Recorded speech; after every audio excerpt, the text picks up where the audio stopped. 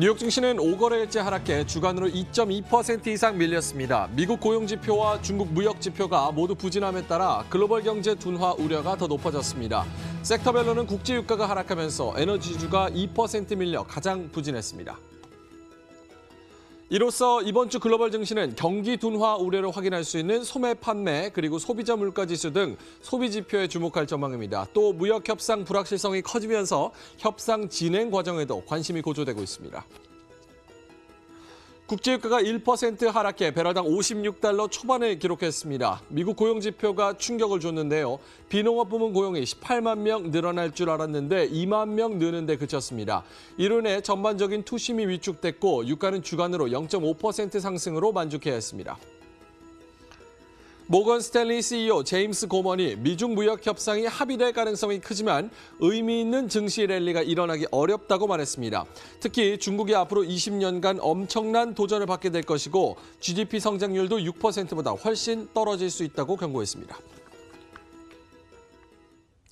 네, 시청자 여러분 안녕하십니까. 생방송 글로벌 증시 글로벌 랩 오늘도 힘차게 시작해 봅니다. 한 주를 시작하는 월요일입니다. 하지만 여러 가지 이슈가 산재해 있고 이렇게 어떻게 해석을 하는지도 해석이 분분한데요. 일단 방송 보시고 궁금하신 이슈가 있으시면 아니면 종목 관련해서 문의사항이 있으시면 지금 아래 나오는 전화번호로 문자를 주시면 저희가 항시 답변을 드리고 있고요.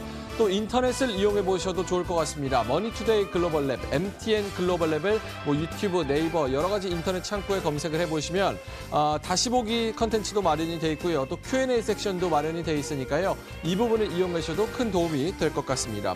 자, 뉴욕 증시 마지막 거래일 상황부터 좀 살펴보도록 하겠습니다. 마지막 거래일까지 약세로 마감을 하면서 지난 한 주 동안 일주일 동안 5거래일 동안 계속해서 연속 약세를 보였습니다.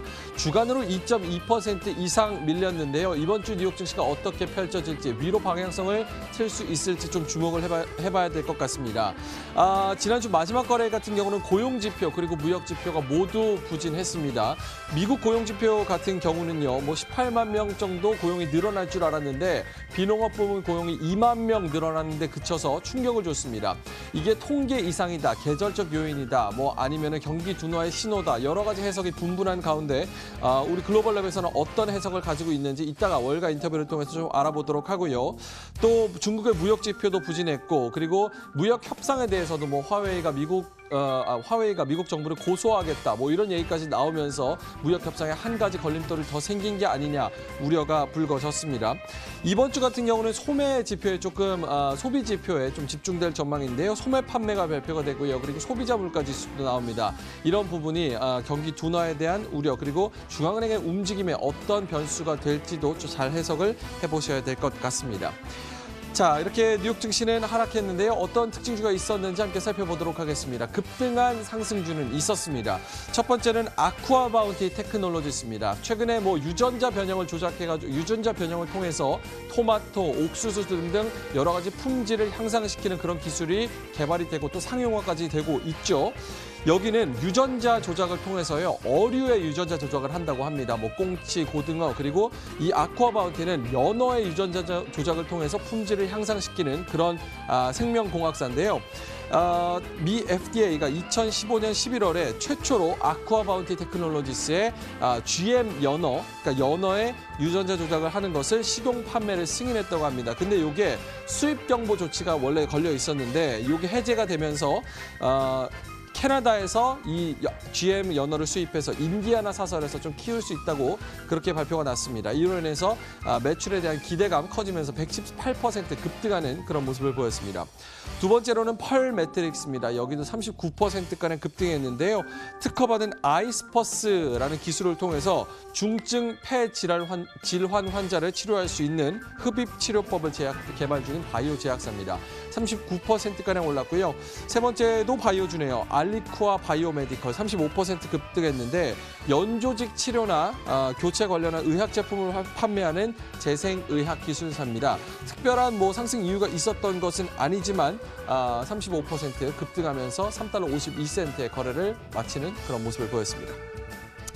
자, 중동지수로 넘어가 보도록 하겠습니다. 일요일 날 장이 열려서 뉴욕 증시의 흐름을 그대로 제일 먼저 반영하는 글로벌 증시 중동지수입니다. 전체적으로 0.3%에서 0.8%가량 밀렸는데요. 뉴욕 증시의 약세 흐름을 그대로 따라왔다 이렇게 보시면 될 것 같습니다. 특히나 UAE 지수가 0.8%로 가장 크게 밀리는 그런 모습이었습니다. 자, MSCI 한국 지수 함께 살펴보도록 하겠습니다. 외국인과 기관의 팔자세 6거래일 연속 코스피가 하락하는 모습을 보였는데요. 외국인들이 보유하고 있는 우리나라 대형 블루칩들 보이시죠? 삼성전자, SK하이닉스 포함하고 있는 펀드 지수입니다. 0.6%가량 하락하면서 코스피의 하락 그리고 뉴욕 증시의 하락 그대로 따라왔다 이렇게 보시면 될 것 같습니다. 자, FTSE 한국 지수는 낙폭이 조금 적었는데요. 0.2%가량 하락하면서 21달러 선을 겨우 지켜내는 그런 모습이었습니다. 자, 풋콜 레시오 함께 살펴보도록 하겠습니다. 최근에 시장이 상승하면은 콜이 우세하고 또 시장이 하락하면 풋이 우세한 장세, 그런 옵션 장세가 계속해서 이어졌는데요. 이 옵션 시장의 근본적인 흐름은 일단은 시장을 해지하는 데 근본적인 이유가 있기 때문에 시장의 흐름과 같이 따라가지 않아도 된다는 점 좀 참고를 해보셔야겠고요. 시장은 계속해서 하락했지만 이번에는 콜이 더 우세했습니다. 0.97%가량 콜이 더 우세하면서 263만 계약 상승 장세가 좀 더 우세한 그런 파생 시장이 펼쳐졌다. 이렇게 좀 참고를 해보시면 좋을 것 같습니다. 자, 글로벌 시장 마감 시황 살펴보도록 하겠습니다. 시황센터 연결합니다.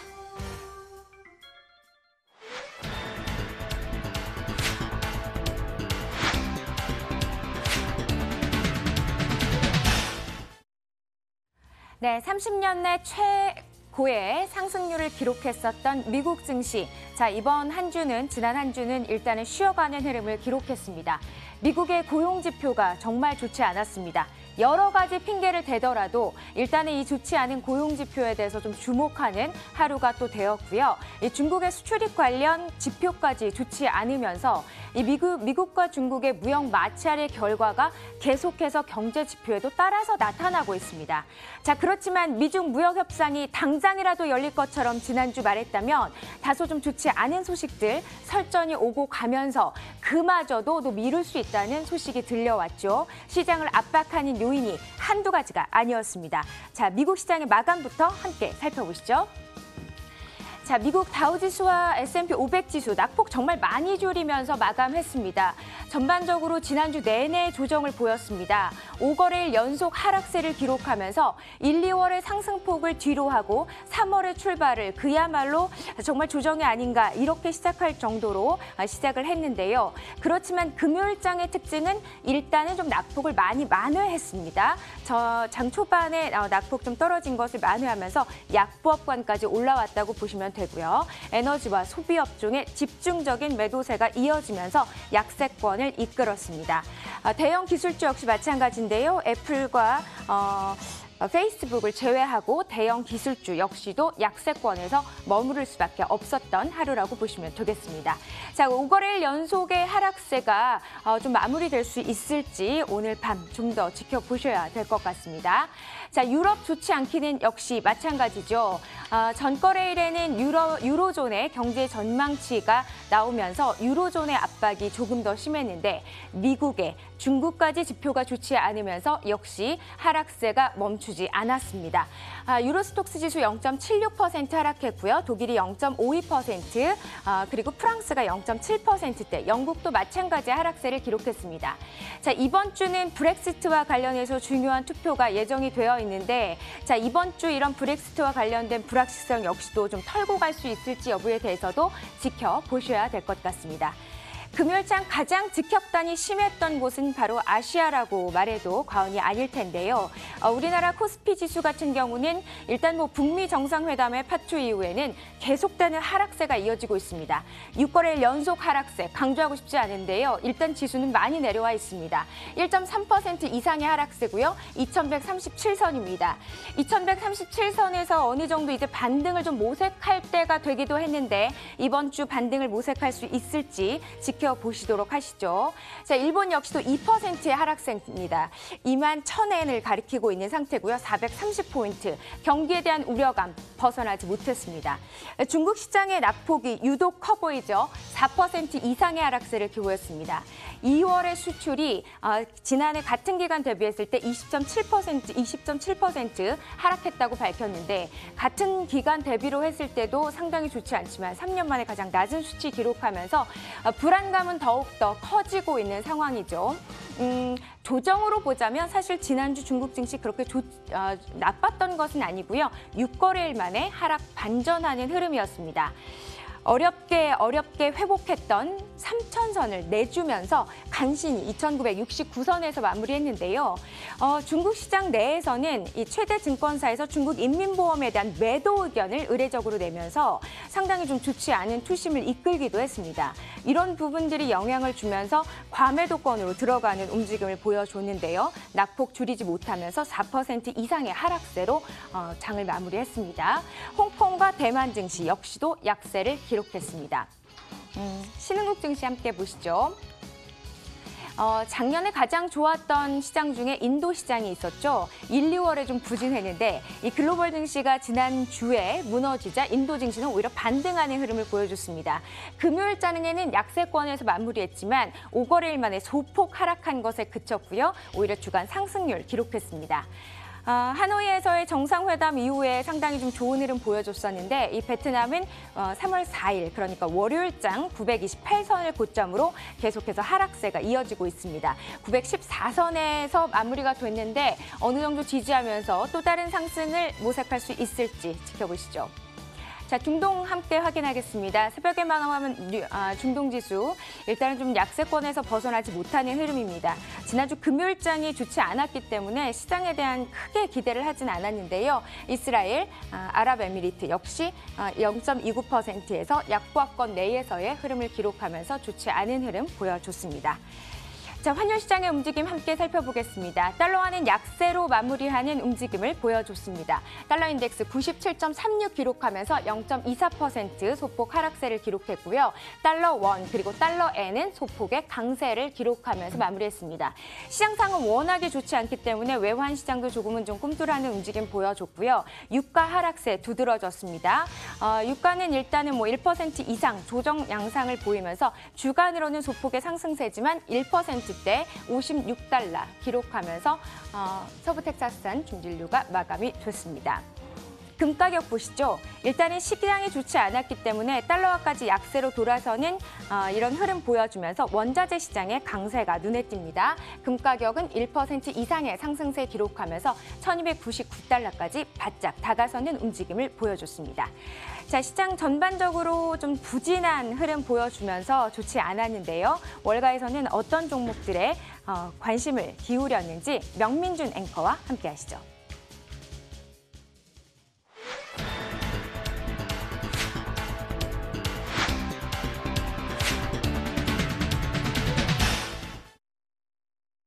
네, 월가의 투자 의견 변경 종목들 하나하나 살펴보도록 하겠습니다. 오늘 세 가지 갖고 나왔는데요. 첫 번째로는 코스트코입니다.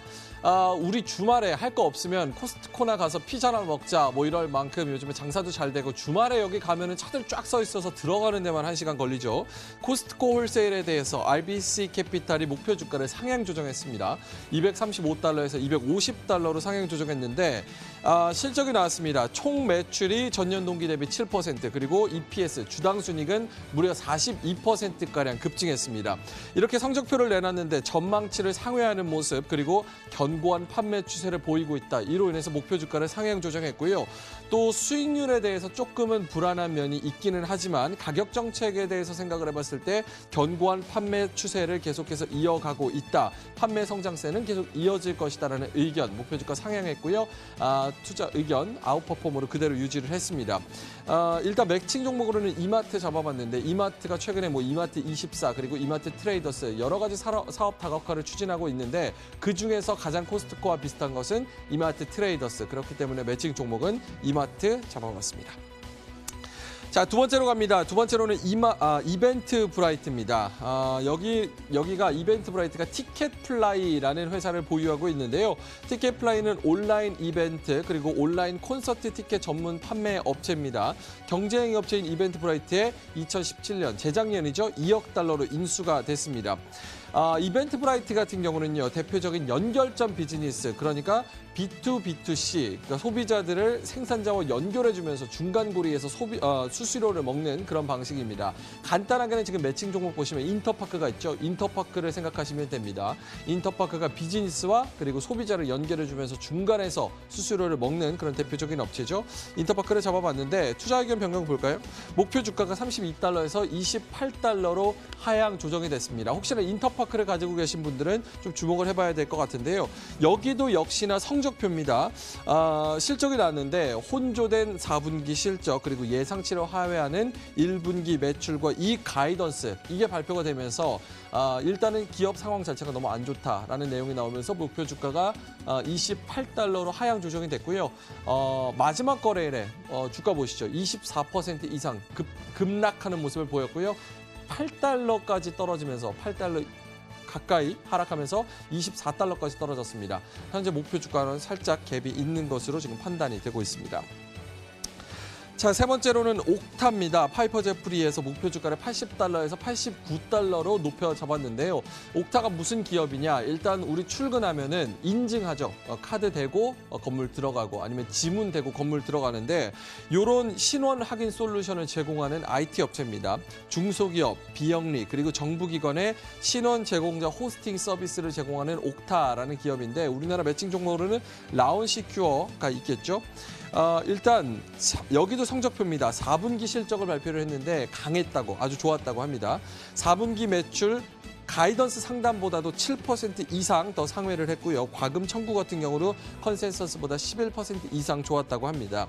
하지만 내년도 회계년도 매출 전망이 800만 달러보다 한참 위인 매출 전망이 2배 이상 상향 조정됐음에도 불구하고 수익성은 기대치보다 좀 낮다. 여기서 우려가 나오지만 하지만 그럼에도 불구하고 계속해서 최우선 투자 대상이기 때문에 장기적인 전망은 좋다. 이런 내용을 나오고 있습니다.